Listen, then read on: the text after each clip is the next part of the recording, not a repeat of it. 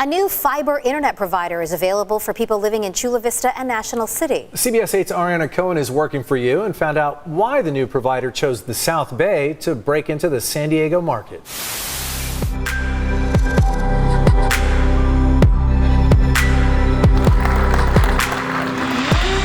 Someone in this building will pick up that phone. And we believe that's different. And we believe that that is the key to truly becoming part of the community. So to see all of this come to fruition, having recently launched service here in Chula Vista, National City, is just an incredible privilege for me to have been a part of. That is a core part of what we do, is hire locally, employ locally, and become part of the community. On behalf of a grateful city council, we want to say thank you very much. Welcome to the neighborhood.